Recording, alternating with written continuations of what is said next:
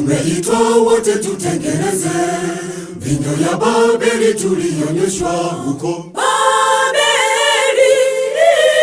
Baada ya Asiria kuvamiwa na mafundisho ya kipagani, njoni tujifunze pamoja, njoni tuyachunguze maandiko, njoni tuhubiri neno la Mungu.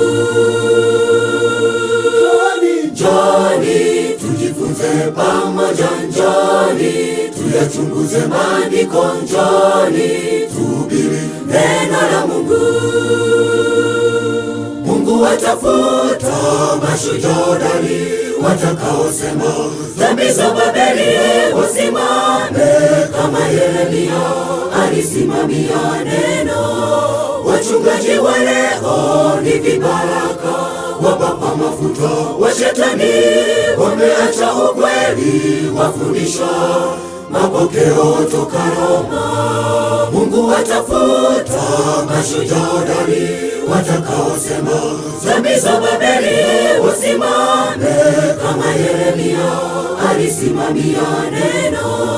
Wachungaji wa leo ni vibaraka, wapakwa mafuta wa Shetani, wameacha ukweli, wafundisha mapokeo toka Roma.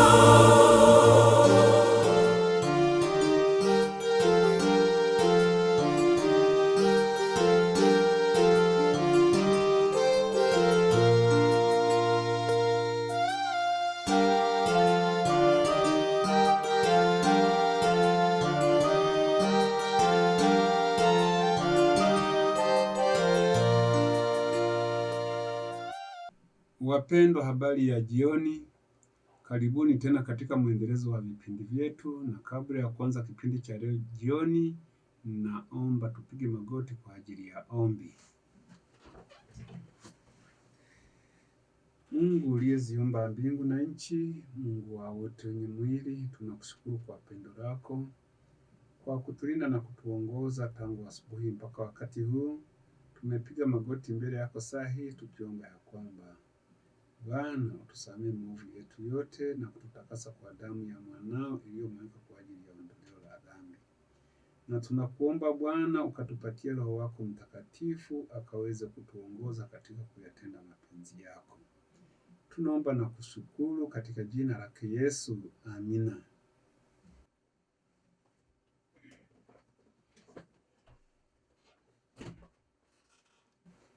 Somo la 486 lenye kichwa kinachosema, je, kanisa la SDA litaendelea kufanya kazi hadharani baada ya sehemu ya sheria ya kutonunua wala kuuza kulazimishwa? Yaani wakati wa Sunday Law, je, wataendelea kuingia kwenye ibada zao na kuendesha mambo?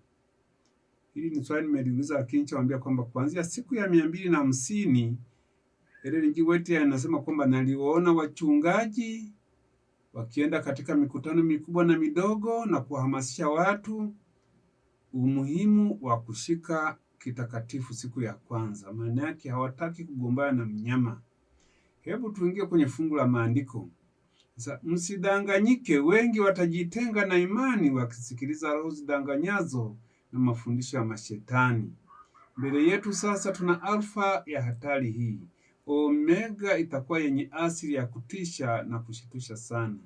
Barua ya 263 ya mwaka 1904 ukurasa wa 4. To our leading physicians, Julai 24, 1904.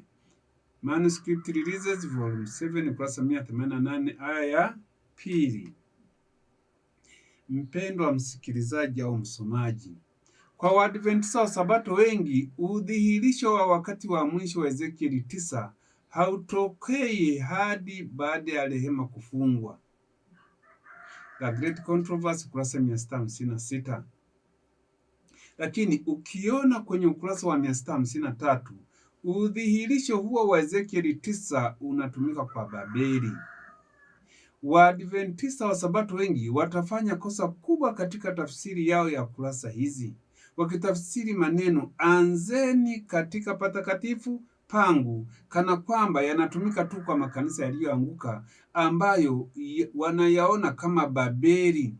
Hawatatambua jinsi lini na wapi walianguka wenyewe? Yaani tunapotafsiri haya maandiko ya wakati wa mwisho kwamba kuna Babeli na kuna Yerusalemu. Anayeanza kupigwa kwanza ni Yerusalemu na hatimaye Babeli. Sasa je, kanisa litakuwa linafanya nini wakati wa Sunday Law utakapoanza?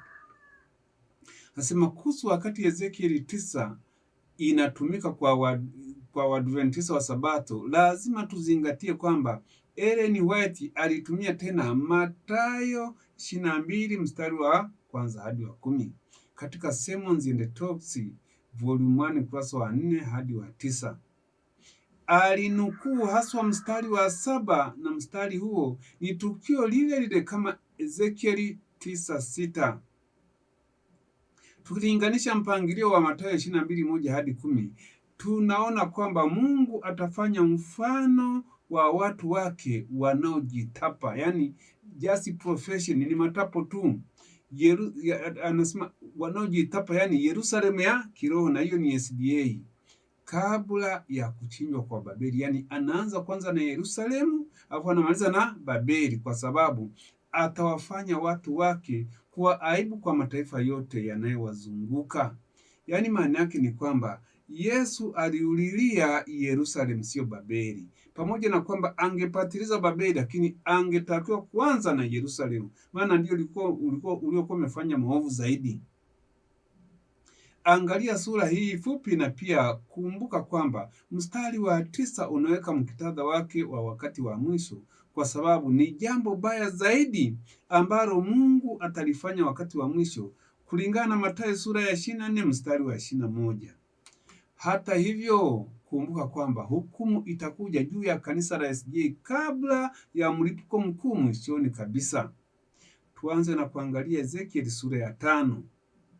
Anasema, nawe mwanadamu, ujipatie upanga mkali kama wembe wa kinyozi, ujipatie ukaupitishe juu ya kichwa chako na ndevu zako, kisha ujipatie mizani ya kupimia, ukazigawanye nywele hizo. Mstari wa 2, theluthi ya hizo utaiteketeza katikati ya mji siku za mazingiwa zitakapotimia, nawe utatoa theluthi na kuipiga kwa upanga pande zote, nawe utatawanya theluthi ichukuliwe na upepo. Nami nitafuta upanga nyuma yake. Nawe twaa nywele chache katika hizo na kuzifunga katika upindo wa mavazi yako. Nawe utatoa tena baadhi ya hizo na kuzitupa katikati ya moto na kuziteketeza katika moto huo. Kutoka nywele hizo moto utakuja na kuingia katika nyumba yote ya Israeli. Mstari wa 5, Bwana Mungu asema hivi, huu ndio Yerusalemu nimeuweka kati ya mataifa na nchi za uzunguka pande zote. Na nadhani hapa anaposema Yerusalemu, mahali pa Yerusalemu weka SDA, kwamba huu ni SDA nimeweka kati ya madhehebu mengine, na madhehebu mengine yanazunguka pande zote. Nao umeasi hukumu zangu kwa kutenda mabaya kuliko mataifa hayo, nao umeasi sheria kuliko nchi hizo ziuzungukazo, maana wamezikataa hukumu zangu, wala hawakuenda katika sheria zangu. Basi kwa hiyo Bwana Mungu asema hivi, kwa sababu ninyi mmefanya ghasia kuliko mataifa wazungukao ninyi, yaani eti ninyi wa Sabato mmefanya ghasia kuliko madhehebu mengine yanayowazunguka, wala hamkuenda katika sheria zangu, wala hamkuzishika hukumu zangu, wala hamkutenda kama kawaida za mataifa wa wazungukao. Basi Bwana Mungu asema hivi, angalia mimi ni juu yako, nami nitafanya hukumu kati yako machoni pa mataifa, nami nitakutenda nisiyoyatenda zamani, wala sitafanya tena mambo kama hayo kwa sababu ya machukizo yako yote. Kwa sababu hiyo baba za watu watawala wana wao kati yako, nao wana watawala baba zao. Nasikia hapo jamani? Nami nitafanya hukumu ndani yako, na hao wote waliosalia kwako nitawatawanya kwa pepo zote. Kwa sababu hiyo, kama mimi niishivyo, asema Bwana Mungu, Hakika kwa kuwa umepatia unajisi patakatifu pangu, kwa matendo yako yote ni yachukiayo, na kwa machukizo yako yote. Kwa sababu hiyo mimi nami nitakupunguza, wala jicho langu halitaachilia, wala sitaona huruma. 12. Theluthi yenu mtakufa kwa tauni, na kwa njaa watakomeshwa ndani yako, na theluthi yenu wataanguka kwa upanga pande zako zote, na theluthi yenu au theluthi ya tatu nitawatawanya kwa pepo zote, kisha nitafuta upanga nyuma yao. Unaona theluthi hizi tatu za SDA au Yerusalemu. Mstari wa 13. Hivyo ndivyo ghadhabu yangu itakavyotimia, nami nitatosheleza hasira yangu juu yao, nami nitafarijika. Nao watajua kuwa mimi Bwana nimenena kwa wivu wangu, nitakapokuwa nimeitimiza ghadhabu yangu juu yao. Mstari wa 14. Tena nitakufanya kuwa ukiwa na aibu kati ya mataifa wakuzungukao, machoni pa watu wote wapitao. Nayo itakuwa tukano na aibu na mafundisho na ajabu kwa mataifa wakuzungukao, hapo nitakapotekeleza hukumu ndani yako kwa hasira na kwa ghadhabu na kwa maraumu ya ghadhabu. Mimi Bwana nimeyanena hayo. Hapo nitakapopeleka mishale mibaya ya njaa juu yao, iletayo uharibifu,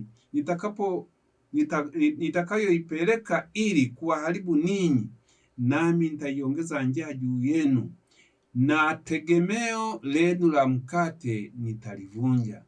Nami nitapeleka juu yenu njaa na wanyama wabaya, nao watakunyang'anya watu wako, na tauni na damu zitapita ndani yako, nami nitauleta upanga juu yako. Mimi Bwana nimeyanena hayo. Ezekieli 5 mstari wa 1 hadi wa 17. Tuanze kutafuta nyama au pointi za kutusaidia katika sura hii. Namba 1. Sehemu yenye wino mzito ni tukio lile sawa na Ezekieli 9 kama nilivyodhihirisha juu ya Yerusalemu ya kisasa iliyoasi, yani kanisa la SDA. Kwa nasema kwamba mahali pa Yerusalemu weka SDA. Kwa hiyo yale yaliyokusudiwa kwa Yerusalemu ndiyo yatakayorejelewa au yatakayorudiwa tena kwa SDA. Namba 2. Wale waliofungwa kwenye upindo wako wanaashiria mabaki waaminifu, yani kuna mabaki.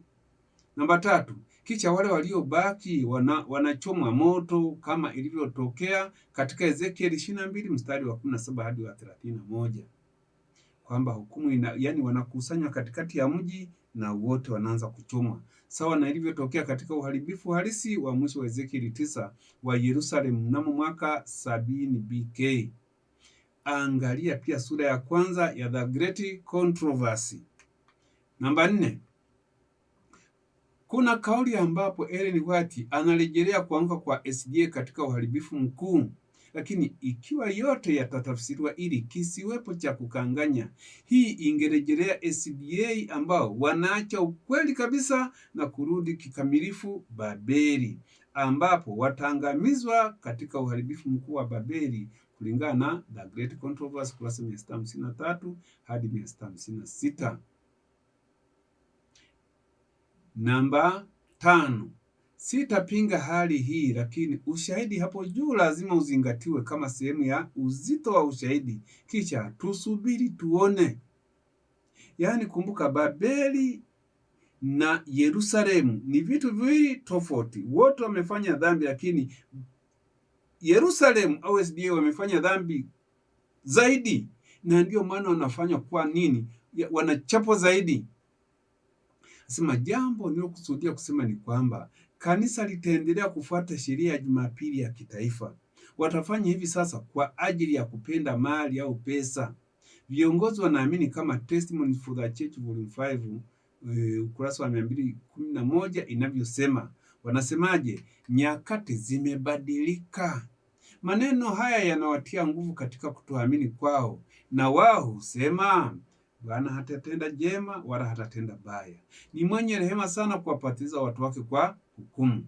Hivyo amani, amani. Ndiyo kilio cha watu ambao hawatapata kama kuinua sauti zao kama tarumbeta, ili kuonesha watu wa Mungu kosa lao na nyumba ya Yakobo dhambi zao. Mambo yanafanikiwa, miradi ya pesa, kaya na familia, mpende mke wako na yani, ndiyo mahubiri ambayo hawaamshi kuacha dhambi.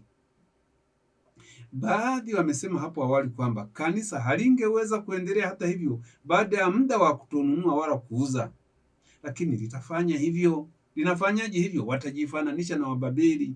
Kwa sababu ya kutoamini kutajwa hapo juu, watawaelekeza washiriki kuitunza Jumapili kama Ellen White asemavyo, na kuiweka meli ya kanisa katika vita, ikielea hadi uharibifu wa Ezekieli 9 utakapotokea baada ya rehema kufungwa. Yaani, badala ya kuambia watu toka, wataambia kwamba kanisa ni hili, meli ni hii, Laodikia ndio kanisa la mwisho, bakini, kama walivyofanya Wayahudi.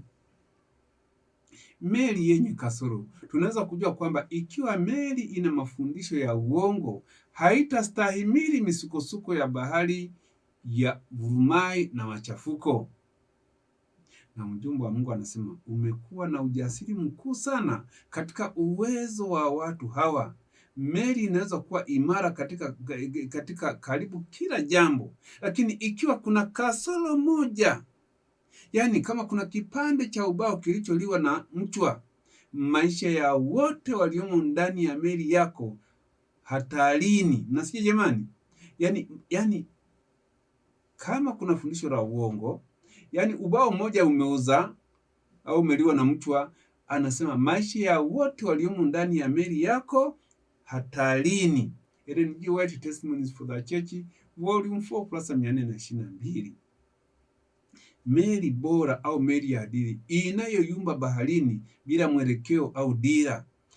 Mjumbe wa Mungu anasema hivi, mambo ya kweli kuhusu hali dhahiri ya wale wanaodai kuwa watu wa Mungu yananenwa zaidi ya madai yao, na yanafanya hilo wazi kiasi kwamba nguvu fulani imekata waya ambao uliwashika kama nanga kwenye mwamba wa milele, na kwamba wanatokomea mbali baharini bila mwelekeo wala dira. Selected Messages Volume 2 kurasa 128, Vivendi Herald Volume 2 kurasa 231. Pia angalia Fundamentals of Christian Education kurasa 348. Mjumbe wa Mungu anaendelea kusema hivi, kila meli inayosafiri kwenye bahari ya uzima inahitaji kuwa na rubani wa kimungu, yani wa kiroho ndani yake. Lakini dhoruba zinapoibuka, wakati tufani zinapotishia, watu wengi humsukuma rubani wao juu ya meli na kuweka chombo chao mkononi mwa mwanadamu mwenye kikomo, au kujaribu kukiongoza wenyewe.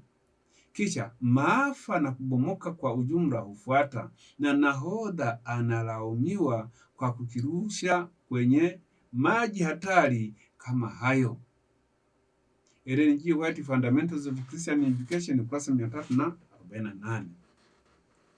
Je, nahodha kwenye chombo yuko kwenye meli ya mchakato mpya wa SDA, yani meli ya shirika jipya iliyoelezwa katika Selected Messages Volume 1 ukurasa 204 hadi 205. Ukurasa wa 205 unasema yeye Mungu ameondolewa. Tuangalie meli bora namba moja. Kuna meli hizi mbili, MV Laodikia na MV Ukweli. Sasa ni ipi? Angalia meli bora namba moja.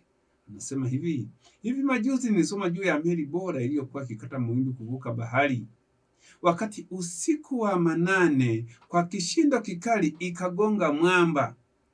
Abiria waliamshwa tu na kuona kwa hofu hali yao isiyo na tumaini, na pamoja na meli walizama ili wasiinuke tena.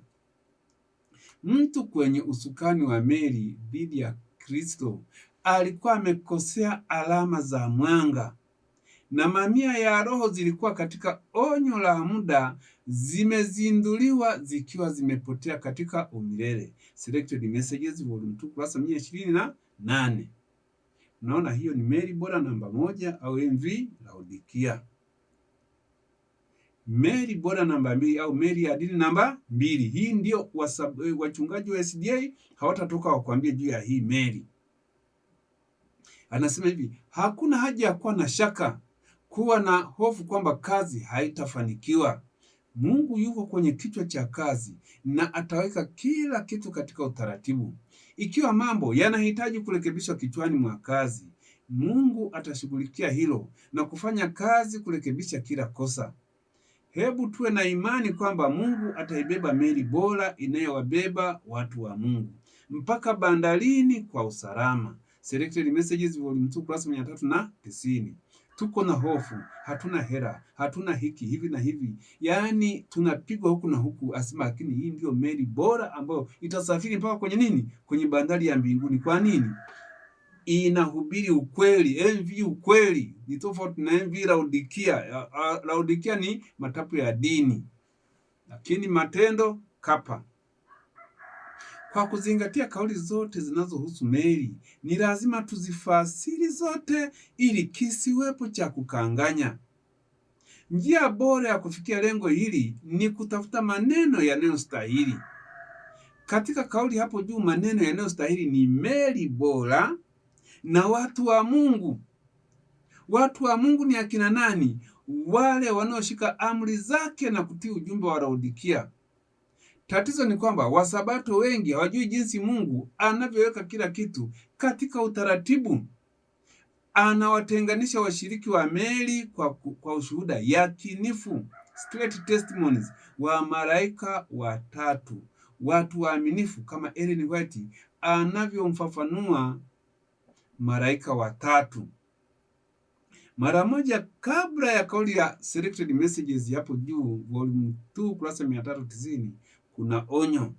Hasema hatuwezi sasa kuacha msingi ambao Mungu ameanzisha. Hatuwezi sasa kuingia katika shirika lolote jipya, kwa maana hii ingemaanisha uasi kutoka kwenye ukweli. Manuscript ya 1290 ya mwaka 1905, Selected Messages Volume 2 kurasa 390. Yamba hatuwezi kujitenga na nini? Na ukweli ambao umeanzishwa. Kanisa, yani kanisa ni SDA, ile jina liko hapo, lakini ndani sio SDA.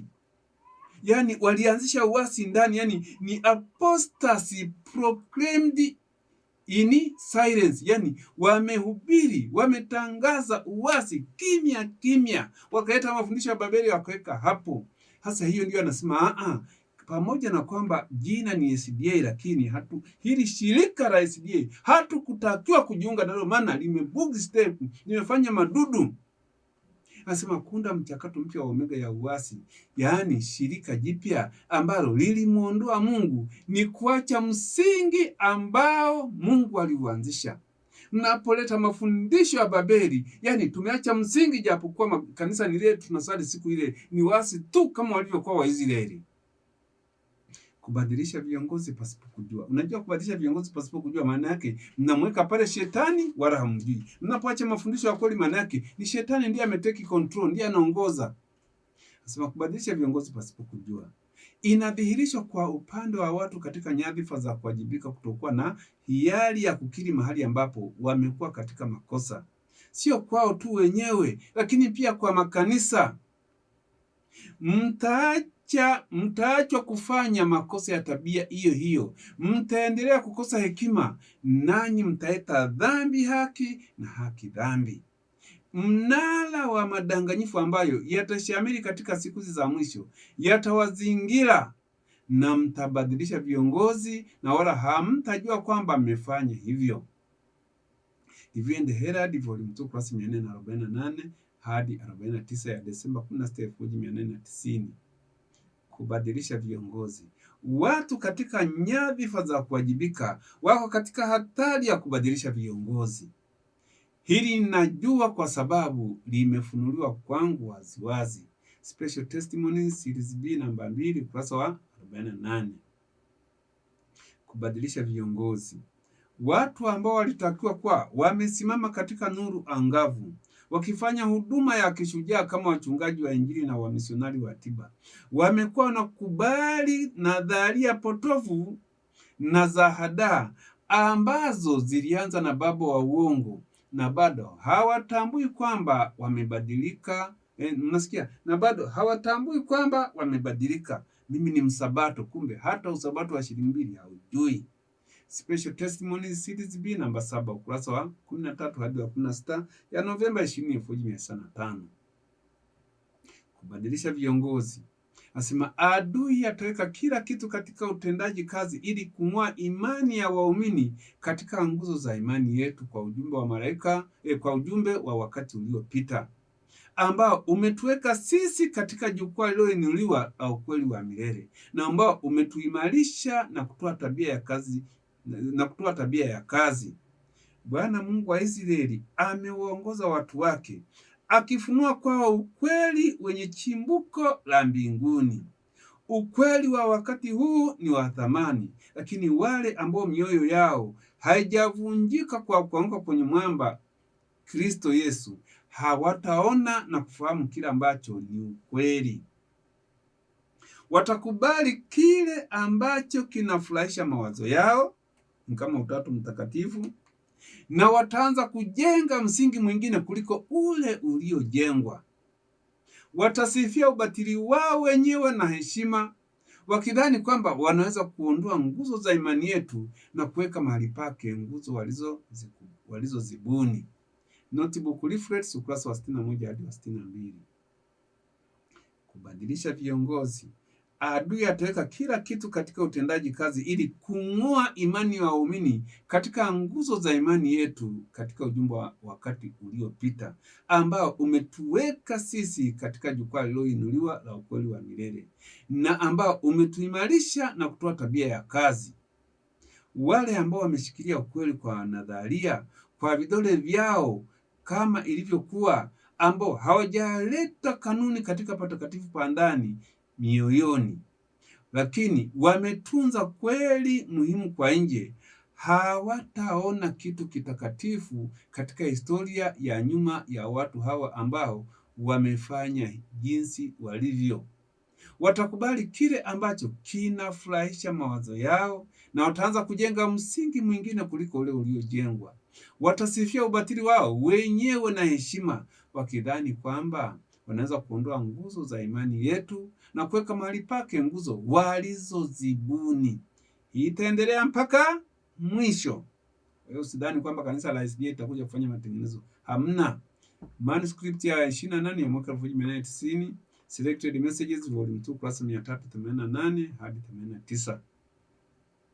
Kubadilisha viongozi. Bwana wa mbinguni hakubali moto mgeni unaotolewa kwake.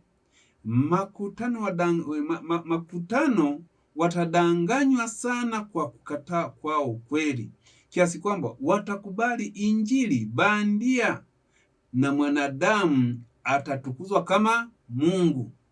Umeona kuta kwenye mkutano anasema mke wangu mrembo, nimesoma sijui. Yaani haya yote ni majivuno yasiyo na maana yoyote. Ni wanaita ibada ya Bikira Maria. Hii inapatikana katika barua ya 55 Septemba 19, 1895, pamphlet namba 80 ukurasa wa 25 hadi 45 na Testimonies to Ministers ukurasa 359 hadi 73. Kubadilisha viongozi. Walikuwa ni wasaliti ndani ya kuta ambao waliangusha ngome ya kanuni na kuwasaliti Waisraeli katika mikono ya Shetani. Yaani hawa tunaoita viongozi ndio wasaliti namba 1 ambao wametusaliti na kututupa katika mikono ya nani? Ya Shetani. Maana wametuletea mafundisho ya Shetani. Patriarchs and Prophets ukurasa 459. Kubadilisha viongozi. Shetani atasimamisha bango lake la jehanamu katika nyumba zenu kabisa, na mtakuwa mmepofushwa kujua asili halisi ya madanganyifu yake, kiasi kwamba mtaliheshimu kama bango la Kristo. 1888 Materials ukurasa 505. Kubadilisha viongozi. Hawatamtambua Shetani kama adui yao, yule nyoka wa zamani, lakini watamfikiria yeye kuwa rafiki mmoja anayefanya kazi njema. Testimonies for the Church Volume 5 kurasa 294. Ujiona Wasabato wengi wanamwambia Papa naye ni mtu wa Mungu. Biblia inasema roho ya unabii inasema mpinga Kristo. Biblia inasema mpinga Kristo Roho ya unabii nasema mwakilishi wa shetani, wao wanasema naye ni mtu wa Mungu na wanaenda kula naye. Kwa hiyo maana yake macho yameshapofuka. Kubadilisha viongozi. Shetani ameweka mipango yake kukanyaga imani yetu katika historia ya mwanzo na kazi ya Mungu.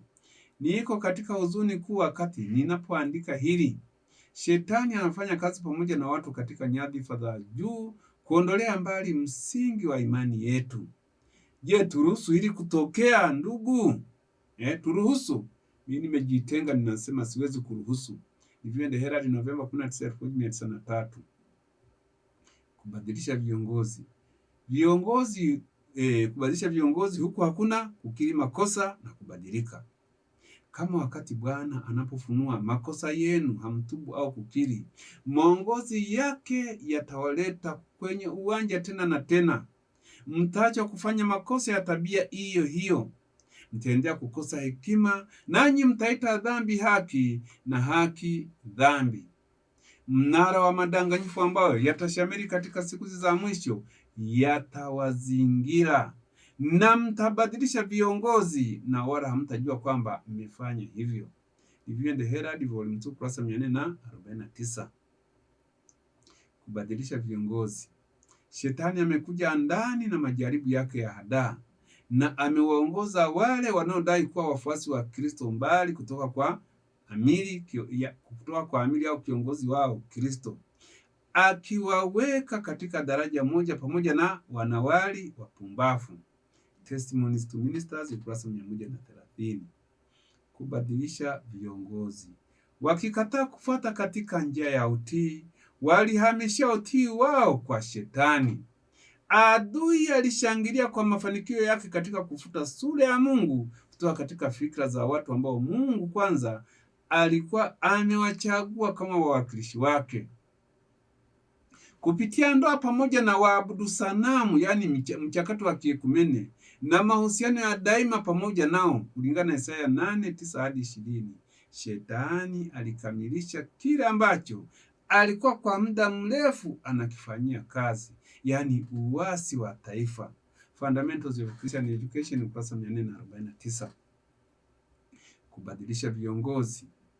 Wale wanaojiondoa wenyewe kutoka katika mikono ya Bwana na kufikiri wenyewe kuwa na uwezo wa kutawala kazi, hawaongozwi na Roho wake, lakini na roho nyingine. Shetani huingia ndani na hubadilisha viongozi, kisha huja udanganyifu na hila za werevu wa joka. Manuscript ya 37 Mei 1993. The Upward Look, ukurasa 135. Kubadilisha viongozi. Kazi ya Kristo itasalitiwa. Wale ambao wamepata kuwa na nuru ya ukweli na wamefurahia mibaraka yake, lakini wamegeuka kutoka katika hiyo, watapigana dhidi ya Roho wa Mungu. Watakuwa wamevuviwa na roho kutoka chini au kuzimu. Watabomoa kile ambacho kwanza walikijenga na kuonyesha kwa wote wanaotafakari roho zinazomcha Mungu kwamba hawawezi kutumainiwa. Wanaweza kuweka madai kwa ukweli na haki, lakini roho yao na kazi zitathibitisha kwamba ni wasaliti wa Bwana wao.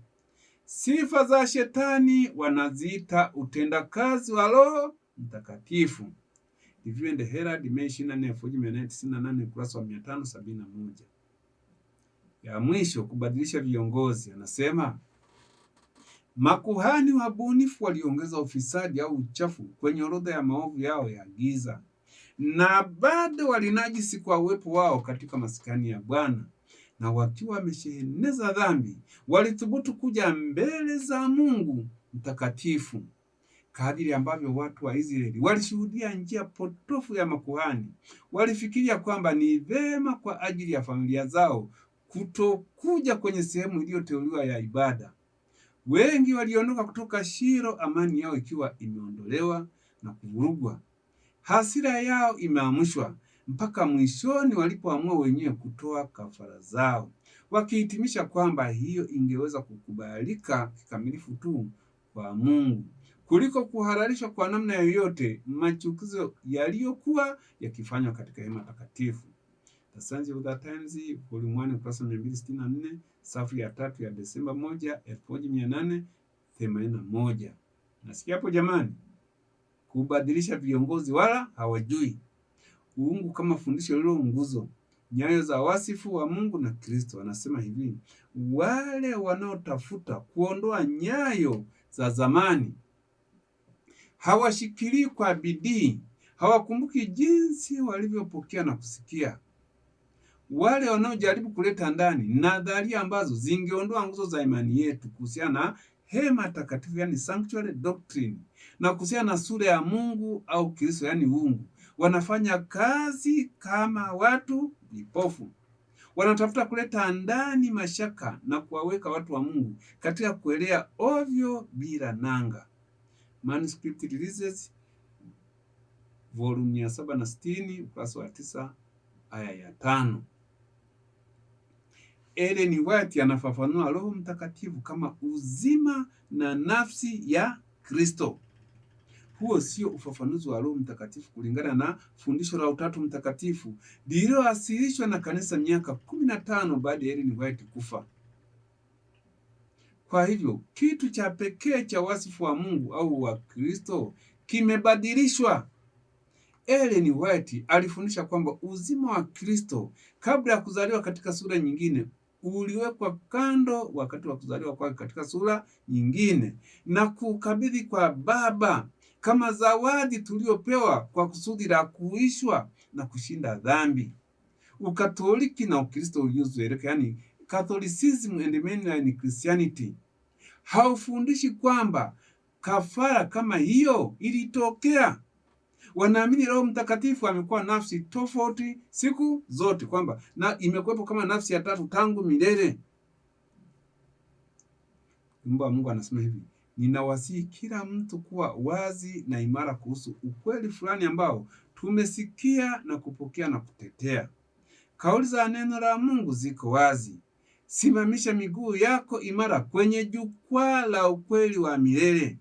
Kataa kila awamu ya makosa, hata kama imefunikwa na mfano wa ukweli ambao unakataa wasifu wa Mungu na wa Kristo. Review and Herald, Agosti 31, 1995, aya 15. Twende kwenye nguzo, alama za kihistoria za Waadventista. Asema kupitisha kwa wakati mwaka wa 1844 kulikuwa kipindi cha matukio makuu, kukifungua macho yetu yaliyoshangazwa kutakaswa kwa patakatifu kutokea mbinguni. Na baada ya kuamua uhusiano na watu wa Mungu duniani, pia ujumbe wa malaika wa kwanza na wa pili na wa tatu ukifunua bendera ambayo ilikuwa imeandikwa amri za Mungu na imani ya Yesu. Mojawapo ya alama za msingi chini ya ujumbe huu ilikuwa hekalu la Mungu lilionekana na watu wake wapenda ukweli mbinguni, na sanduku lenye sheria ya Mungu. Nuru ya Sabato ya amri ya 4 iliangaza miale yake mikali katika njia ya wavunjaji wa sheria ya Mungu. Kutokufa kwa uovu ni alama ya msingi ya zamani. Siwezi kukumbuka kitu kingine chochote kinachoweza kuja chini ya kichwa cha alama za msingi za zamani. Kioo hiki chote kuhusu kubadilisha alama za msingi za zamani, yani 1888 hadi 1900 na kadhalika, ni cha kufikirika tu. Ellen G. White, Manuscript, mwaka 1889. The Landmarks Defined, Counsels to Writers and Editors, ukurasa wa 30 na 31. Baada ya ukweli kuwa umehubiriwa kama ushuhuda kwa mataifa yote, wakati ambapo kila nguvu ya giza inayodhaniwa kuwapo imeanza kufanya kazi, wakati fikra nyingi zitakapokuwa zimechanganywa kutokana na sauti nyingi zinazolia, tazama hapa kuna Kristo, tazama yuko pale, huu ndio ukweli, nina ujumbe kutoka kwa Mungu, amenituma na nuru kubwa zaidi, na kuna kuondoa nyayo za zamani, yani za SDA, na jaribio la kutangua nguzo zetu za imani.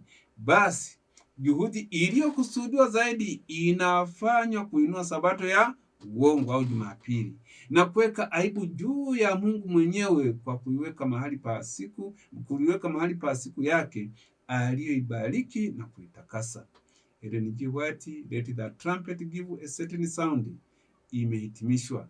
Advent Review and Sabbath Herald, Desemba 13, 1892. Hiyo ndiyo chanzo asilia. Angalia pia Maranatha ukurasa wa 189 na 192. SDA Bible Commentary Volume 7 ukurasa 985. Selected Messages Volume 3 ukurasa 406. Kama sasa hivi sauti zinalia, hapa ndipo kuna ukweli, hapa ndio Mungu wa kweli. Sauti kama hizi asema, katikati ya video vinavyochanganya, ushuhuda unapelekwa wa kuwarejesha watu kwenye ukweli. Kama husomi, sio rahisi kupita. Na mara kwa mara nimesema kwamba watakaofanikiwa hata kuwa kati ya 144,000 ni wale wanaosoma Biblia na roho ya unabii. Kama wewe ni surface readers, msomaji wa hapa juu, hakuna kitu utatoka upate. Ushahidi kamili kwamba kanisa litaendelea kufanya kazi hadharani baada ya sehemu ya sheria ya Jumapili ya kutonunua wala kuuza kutekelezwa ni kwamba linaharibiwa katika utimilifu mwingine wa Ezekieli 9 kwa mujibu wa Ellen White, na hilo halitokee hadi baada ya muda wa mlango wa rehema kufungwa, na lazima liwepo ili kuharibiwa. Kwa pamoja jamani, yani haya mambo yote, yani utakapoona sheria ya Jumapili imelazimishwa, yani inapotangazwa sawa siku ya 250 wataanza kubadilika taratibu, mabango yao ya Adventista wa Sabato watayashusha, operate kama wa Jumapili. Lakini inapopitishwa kwamba hakuna kununua wala kuuza mpaka una alama, wao ndio watakapochapwa fimbo sawa sawa. Hitimisho. Katikati ya video vinavyochanganya utapelekwa ushuhuda maalum, ujumbe maalum wa ukweli unaofaa kwa wakati huu, ujumbe ambao unatakiwa kupokelewa, kuaminiwa na kufanywa kazi. SDA Bible Commentary Volume 7 ukurasa 984. Kama hujui ujumbe huo ni nini, namna gani utaweza kuwa na sehemu katika kutoa na kuweza kutambua wakati unapokuja? Shetani amepanga hali ya mambo ambapo utangazaji wa ujumbe wa malaika watatu utafungwa tu.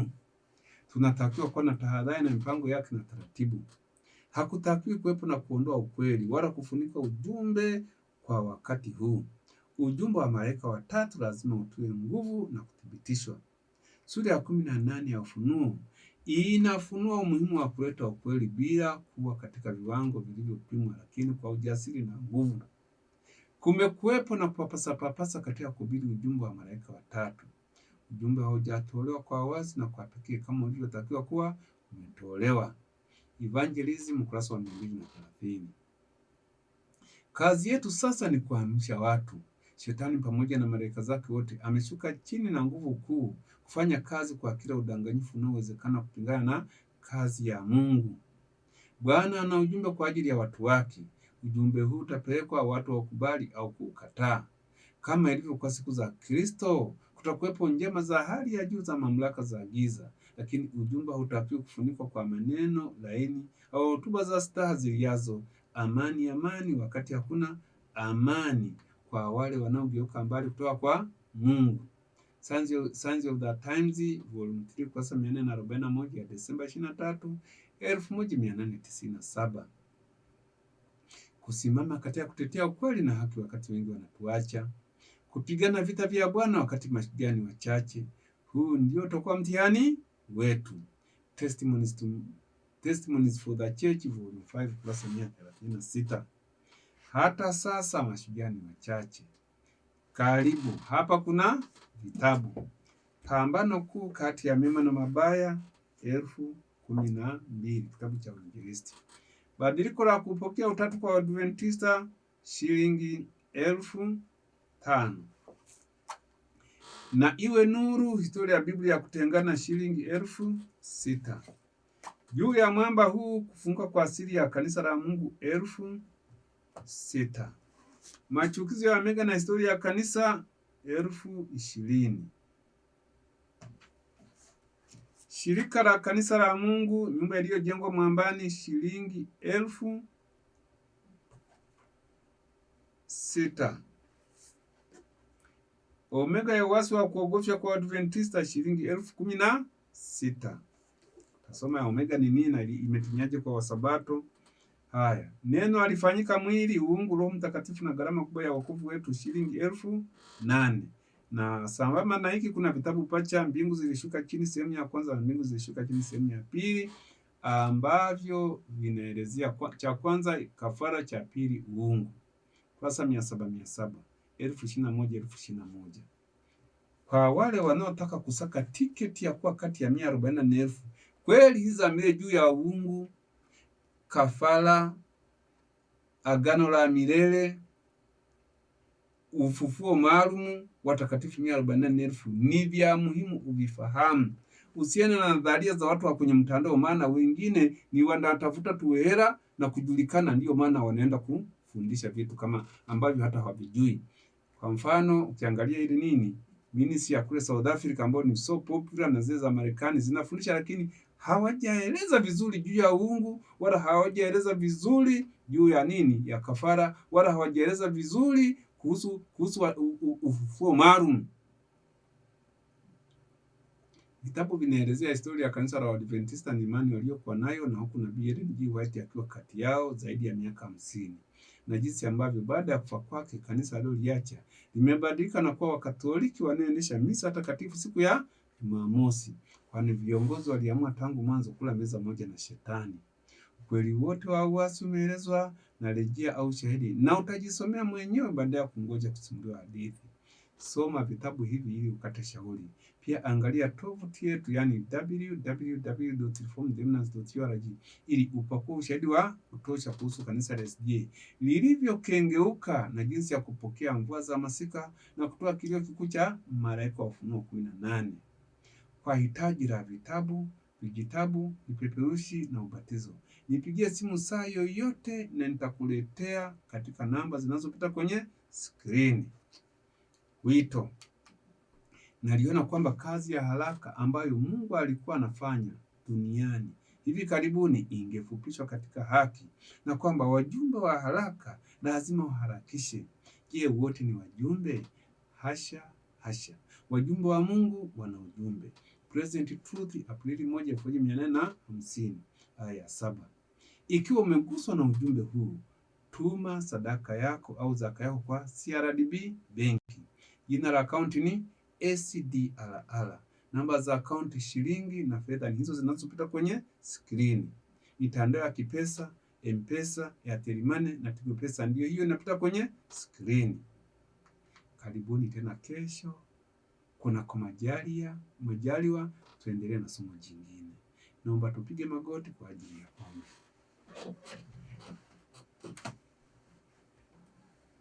Tuombe. Mungu uliyeziumba mbingu na nchi, Mungu wa wote wenye mwili, tunakuomba Baba na tunakusihi utupatie Roho wako Mtakatifu ili tukapate kufuata nyayo zako na kujua kwamba ni wapi unaelekeza twende. Tupatie Roho wako Mtakatifu vipimo vitatu ili tukaweze kupambanua hizi kweli za milele na kuzifanyia kazi. Tunaomba na kushukuru katika jina lake Yesu. Amina.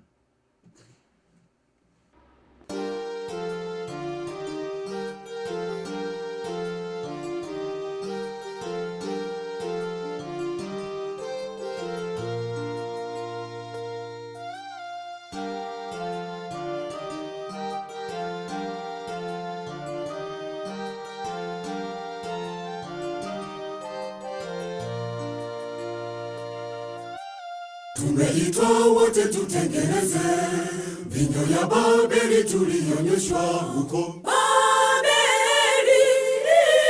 Baada ya Esidia kuvamiwa na mafundisho ya kipagani, njoni tujifunze pamoja, njoni tuyachunguze maandiko, njoni tuhubiri neno la Mungu, njoni tujifunze pamoja, njoni tuyachunguze maandiko, njoni tuhubiri neno la Mungu.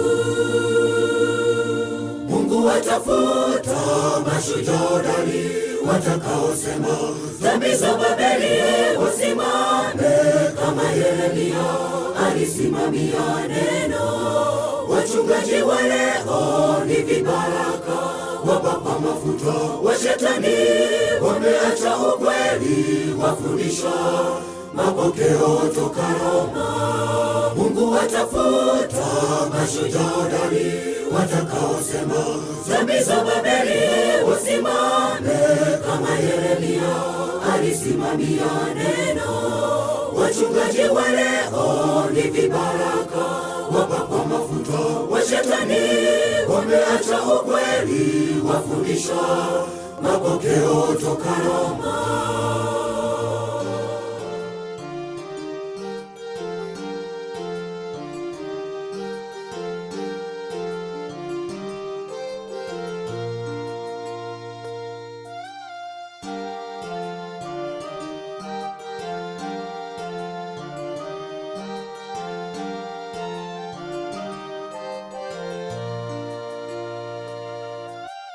Kipi ulichokimbia Roma? Kipi unachofundisha leo? Mafundisho, idara, bima na msalaba, kanuni eiwa ina lesoni. Sio agizo la Yesu, sio agizo la mitume, bali agizo la upapa. Agizo la Yesu, sio agizo la mitume, bali agizo la upapa. Mungu atafuta mashujaa hodari watakaosema dhambi za Babeli wasimame, kama Yeremia alisimamia neno. Wachungaji wa leo ni vibaraka wapakwa mafuta wa Shetani, wameacha ukweli, wafundisha mapokeo toka Roma. Mungu atafuta mashujaa hodari watakaosema dhambi za Babeli wasimame, kama Yeremia alisimamia neno. Wachungaji wa leo ni vibaraka wapakwa mafuta wa Shetani, wameacha ukweli, wafundisha mapokeo toka Roma.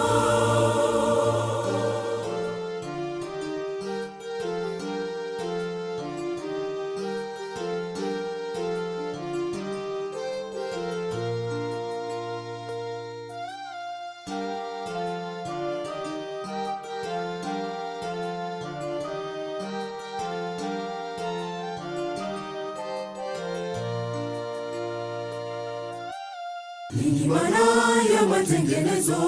Ni kuinua nuru iliyokanyagwa na kutoa maonyo juu ya makanisa yaliyoacha ukweli na kuungana na ulimwengu. Njoni tujifunze pamoja, njoni tuyachunguze maandiko, njoni tuhubiri neno la Mungu. Njoni tujifunze pamoja, njoni tuyachunguze maandiko, njoni tuhubiri neno la Mungu. Mungu atafuta mashujaa hodari watakaosema dhambi za Babeli wasimame, kama Yeremia alisimamia neno. Wachungaji wa leo ni vibaraka wapakwa mafuta wa Shetani, wameacha ukweli, wafundisha mapokeo toka Roma. Mungu atafuta mashujaa hodari watakaosema dhambi za Babeli wasimame, kama Yeremia alisimamia neno. Wachungaji wa leo ni vibaraka wapakwa mafuta wa Shetani, wameacha ukweli, wafundisha mapokeo toka